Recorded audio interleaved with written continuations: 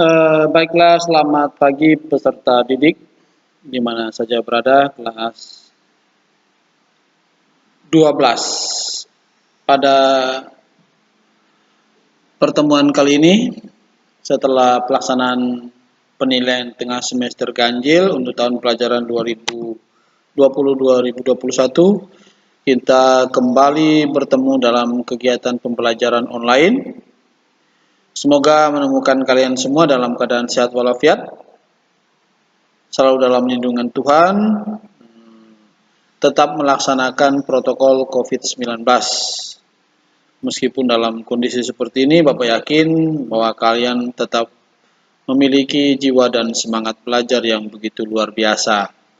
Baik, materi kita pada bab 2 ini, materinya tentang perlindungan dan penegakan hukum. Perlindungan dan penegakan hukum, kita mempelajari pada poin A, hakikat perlindungan dan penegakan hukum. Nah, apa sih konsep perlindungan dan penegakan hukum itu sendiri? Nah, seperti kita ulas sebelumnya, keberadaan hukum itu adalah menegakkan keadilan. Menegakkan keadilan serta menjaga kedamaian.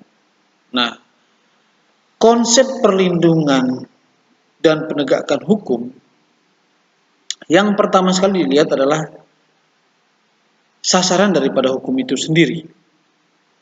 Sasaran adalah seluruh warga negara yang dilindungi. Dalam hal ini warga negara Indonesia mendapat perlindungan yang sama di hadapan hukum. Nah, perlindungan ini tidak membedakan jenis kelamin, status sosial, ataupun jabatan, kedudukan yang dimiliki oleh seseorang. Itu prinsip daripada perlindungan dan penegakan hukum. Hukum itu melindungi semua orang. Jangan sampai kesan bahwa hukum itu seperti pedang yang tajamnya ke bawah, tetapi ke atas tumpul. Artinya, hukum itu hanya berlaku bagi masyarakat kecil. Ketika orang yang punya kedudukan tidak berlaku, itu salah. Itu salah daripada prinsip hukum. Prinsip hukum itu adalah mencari keadilan, menegakkan perlindungan hukum, perlindungan hak asasi manusia itu sendiri. Nah, yang kedua, prinsip konsep perlindungan dan penegakan hukum itu ada yang kedua adalah penegakan hukum itu sendiri. Nah, hukum ditegakkan seadil-adilnya. Dilihat dari tingkat kesalahan. Misalnya, ketika mengendarai sepeda motor tidak menggunakan helm, itu termasuk pelanggaran hukum, meskipun tergolong dalam tindakan pidana ringan. Tetapi, apabila ditilang, dia tetap dikenakan sanksi berupa kurungan ataupun membayar denda ke kas negara. Itu sanksi. Jadi hukum itu pada prinsipnya harus ditegakkan. Sifatnya tegas. Dihukum bagi yang melanggar hukum itu sendiri. Itu pada prinsipnya daripada hukum. Nah, apa sih pentingnya perlindungan dan penegak hukum itu sendiri? Hukum itu hadir untuk ditegakkan. Ya. Makanya kalau bahasa orang para ahli, kalau sebuah peraturan hukum itu tidak bisa dipatuhi, ya tidak usah ada hukum. Untuk apa sih hukum itu dibuat? Tentu dilaksanakan untuk mencapai ketertiban dan keamanan di masyarakat. Kalau masyarakat aman, tertib, nah kerjanya pasti aman, tertib dan lancar. Nah, kebutuhan ekonomi juga pasti terpenuhi. Dengan demikian masyarakat ya boleh dikategorikan sejahtera. Sejahtera lahir dan batin. Jangan sampai kita kerja diteror, dihina, itu kan, ataupun ya mendapatkan perlakuan yang tidak adil. Pada prinsipnya hukum itu sendiri adalah mewujudkan kedamaian dalam masyarakat. Ini pada poin yang ketiga. Jadi poin yang pertama, tegaknya supremasi hukum. Ya. Hukum dibuat untuk ditegakkan. Bagi yang melanggar ya harus dihukum. Itu prinsipnya. Yang kedua, tegakkan keadilan.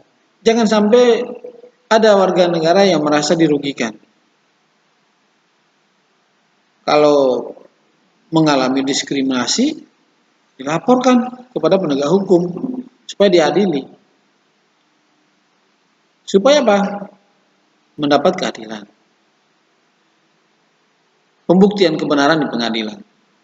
Dan yang ketiga adalah mewujudkan kedamaian dalam masyarakat. Tujuan dari sebuah negara ini salah satu yang di akhirnya adalah menciptakan kedamaian. Nggak mungkin orang buka toko, orang demo rusuh. Nah itu, saya pun nggak mau. Tuh, mewujudkan kedamaian dalam masyarakat. Kita lihat yang ketiga adalah akibat tidak adanya perlindungan dan penegakan hukum. Apa yang terjadi? Masyarakat kacau. Itu konsekuensinya. Sebuah negara ada hukumnya, tetapi semua orang mengabaikan hukum. Suka-suka gue. Terserah, masa bodoh cuek. Nah, berarti kondisi masyarakat menjadi kacau. Kenapa kacau? Semuanya masa bodoh, nggak mau diatur. Tuh. Yang kedua, tatanan nilai sosial masyarakat tidak terarah. Karena itu tadi, penegakan hukum di Indonesia untuk apa? Kita bunuh orang, paling-paling dihukum penjara 3 bulan, pulang. Nah, akhirnya rame-rame. Udahlah, mata ganti mata. Nyawa diganti nyawa. Itu demikian. Kalau tidak ada perlindungan penegakan hukum, akhirnya jadi begitu. Anda apa nyuri? Toh paling di penjara 1 minggu atau dengan jalan damai. Itu akibat. Makanya kalau hukum itu harus benar-benar ditegakkan. Kita nggak punya SIM nggak apa-apa. Atau nggak mengendarai sepeda motor nggak pakai helm dan lain-lain. Paling kita mengeluarkan uang 50.000, 100.000 untuk bayar denda. Tetapi sesungguhnya bahwa sanksi daripada hukum itu memang harus berat. Supaya apa? Mendatangkan efek jerah bagi yang melanggar. Itu harus ada efek jerah. Kalau tidak ada efek jerah, berarti hukum itu, pelanggaran hukum itu akan terjadi terus-menerus. Dengan demikian kondisi masyarakat menjadi kacau. Itu dia. Itu hakikat perlindungan HAM. Yang kedua, peran kepolisian negara Republik Indonesia. Apa sih perannya sebenarnya? Mereka ini adalah Kepolisian Negara Republik Indonesia, kejaksaan, hakim, advokat atau pengacara. Mereka itu adalah tergolong aparat penegak hukum. Jadi aparat penegak hukum itu terdiri dari Kepolisian Negara Republik Indonesia, kejaksaan, hakim, dan advokat atau pengacara, penasihat hukum. Mereka ini adalah aparat penegak hukum yang menegakkan hukum. Polisi tugasnya menangkap. menangkap para pelaku, dan menyertakan bukti-bukti yang valid yang nanti akan dilimpahkan kepada kejaksaan. Setelah mempelajari kasus pelanggaran apa saja, nah, tugas daripada kejaksaan ini, makanya sering disingkat dengan JPU, Jaksa Penuntut Umum. Jaksa menuntut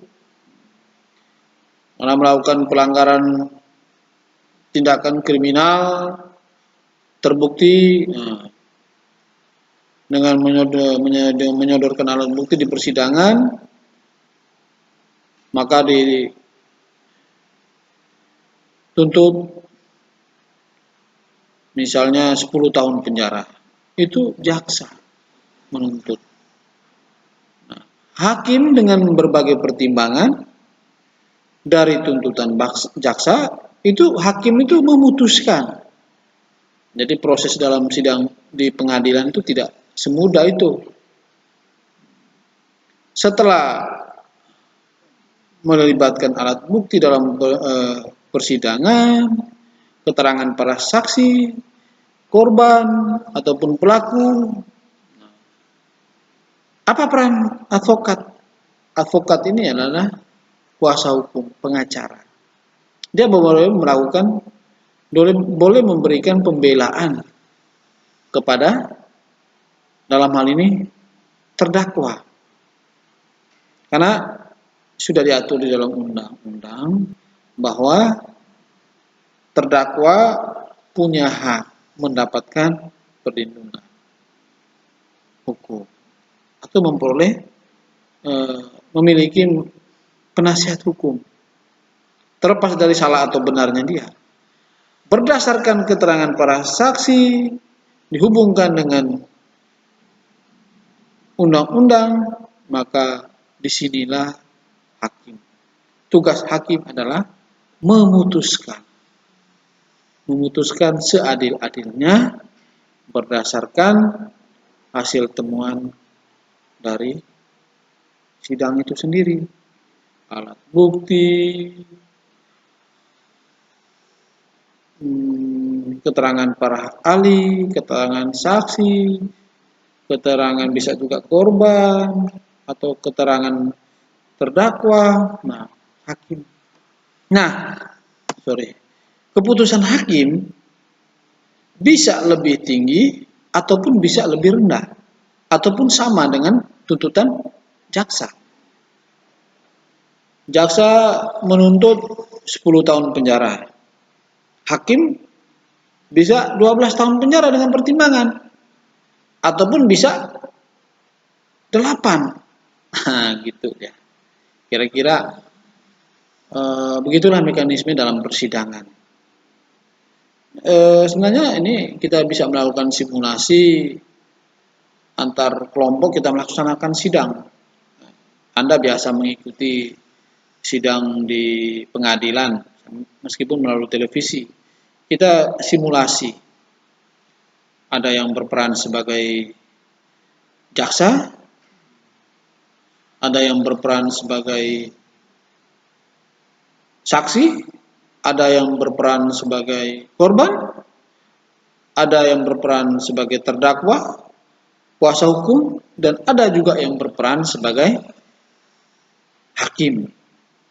Hakim ketua, hakim anggota, atau ada yang berperan sebagai panitera. Nah, itu sebenarnya di dalam hukum, kalau kita tatap muka kegiatan pembelajaran itu sebenarnya tugas kalian tuh mencari salah satu studi kasus, lalu dibuat sidang pemutusan sebuah perkara dengan melalui tahapan. Ya. Sebenarnya supaya Anda tahu bahwa seseorang itu diputuskan bersalah itu prosesnya panjang.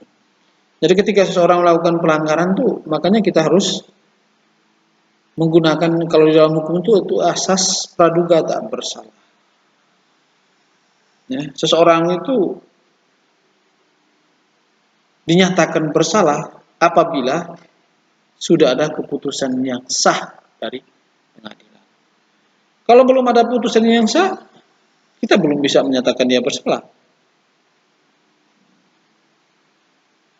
Terdakwa bisa bebas kok. Kalau di dalam muka pengadilan tidak dibuktikan bahwa dia salah. Makanya peran daripada kejaksaan, kepolisian, pengacara maupun hakim. Jadi hakim itu tugasnya mengadili. Oke, next.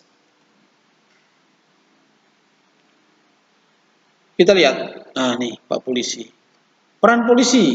Nah, saya lihat tugas wewenang pokok kepolisian negara Republik Indonesia memelihara keamanan dan ketertiban di masyarakat. Menegakkan hukum, memang termasuk penegak hukum.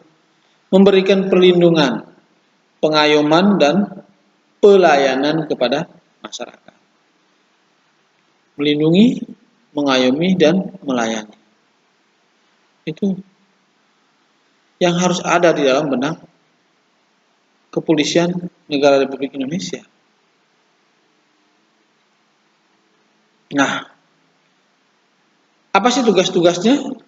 Yang pertama, melaksanakan pengaturan, penjaga, pengawasan, dan patroli terhadap kegiatan masyarakat dan pemerintah sesuai kebutuhan. Mengatur lalu lintas, menjaga keamanan, melakukan pengawasan, patroli rutin. Ya. Tiap malam jam sekian yang piket patroli rutin. Itu salah satu tugas perannya. Menyelenggarakan segala kegiatan dalam menjamin keamanan, ketertiban dan kelancaran lalu lintas di jalan. Itu tugasnya. Yang ketiga, membina masyarakat untuk meningkatkan partisipasi masyarakat, kesadaran hukum masyarakat, serta ketaatan warga masyarakat terhadap hukum dan peraturan perundang-undangan. Turut serta dalam pembinaan hukum nasional dan memelihara ketertiban dan menjamin keamanan umum. Nah, itu peran. Siapa tahu di antara kalian ada yang punya cita-cita jadi polisi? Oh, pasti saya yakin ada. Banyak para alumni kita dari SMK Budi Luhur, ada yang jadi polisi, ada yang jadi tentara. Itu ini tugasnya. Nih, hari ini kita bahas tentang polisi atau Polri. Tapi harus apa? Harus rajin belajar, kerja keras, jangan malas-malasan. Mana ada polisi yang malas-malas? Tiap hari dia berangkat kerjanya terlambat. Nah, makanya karakter itu dibentuk mulai dari sekarang. Tepat waktu. Polantas jam 6 sudah di jalan raya. Mengatur lalu lintas di jam-jam sibuk. Bukan jam 7 baru kasak-kusuk bangun dari tempat tidur yang selama ini kalian lakukan. Mau jadi orang sukses tuh harus sikap setiap saat. Ya, ulet, rajin. Ini Bu Jaksa. Peran jaksa dalam bidang pidana melakukan penuntutan. Ya, orang bilang JPU, Jaksa Penuntut Umum. Melaksanakan putusan pengadilan yang sudah memperoleh kekuatan hukum tetap. Melaksanakan pengawasan terhadap pelaksanaan putusan pidana masyarakat, pidana pengawasan dan lepas bersyarat.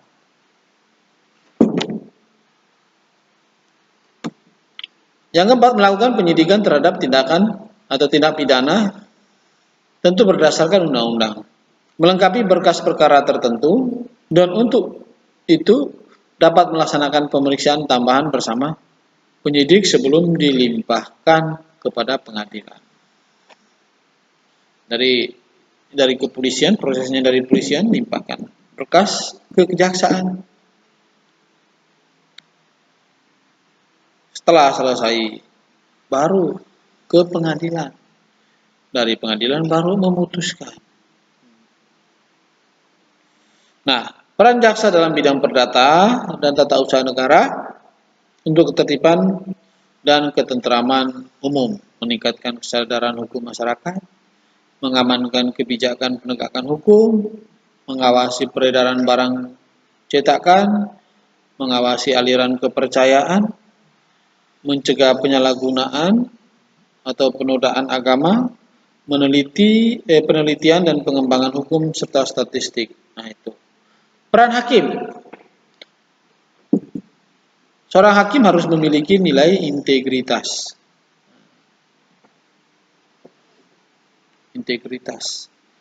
Jadinya dia punya kualitas dalam bidang hukum, kemampuan di bidang kehakiman. Kepribadian tidak tercela. Memutuskan orang tetapi dia tercela, dia terlibat kasus korupsi ya sebaiknya jangan. Jujur penting. Adil. Profesional dan berpengalaman di bidang hukum. Itu peran daripada kehakiman. Seorang hakim diberikan wewenang untuk mengadili. Karena itu, hakim wajib menggali, mengikuti dan memahami nilai-nilai hukum dan rasa keadilan yang hidup dalam masyarakat. Itulah segala sesuatu keputusannya ada di hakim. Meskipun tuntutan dari jaksa itu rendah, 2 tahun, tetapi hakim menilai bahwa itu kurang, tambahkan 10 tahun, ya itu silakan hakim punya wewenang. Kalau nanti tidak diterima putusan hakim, ya silakan melakukan banding ke pengadilan, karena awalnya dari pengadilan negeri, pengadilan tinggi ke pengadilan Mahkamah Agung. Nah, apabila di pengadilan negeri kamu tidak menerima putusan hakim, ya silakan. Kalau tidak terima, silakan melakukan banding ke pengadilan tinggi. Itu dia. Pengadilan tinggi tidak menerima juga putusan putusan hakim pengadilan tinggi, mengajukan Mahkamah Agung, silakan ke tingkat kasasi atau Mahkamah Agung. Juga ya udah pengadilan peradilan umum itu ada pengadilan negeri, pengadilan tinggi dan Mahkamah Agung. Kalau tidak terima lagi ya udah, tidak ada lagi tingkatannya lebih tinggi dari Mahkamah Agung. Ya, tinggal Tuhan saja yang menentukan. Ya. Peran advokat, ya bebas mengeluarkan pendapat sesuai aturan. Pengacara, bebas menjalankan profesinya sesuai aturan, tidak dapat dituntut baik perdata maupun pidana dalam menjalankan tugas profesinya dengan baik. Berhak memperoleh informasi data dokumen dari instansi untuk pembelaan kliennya.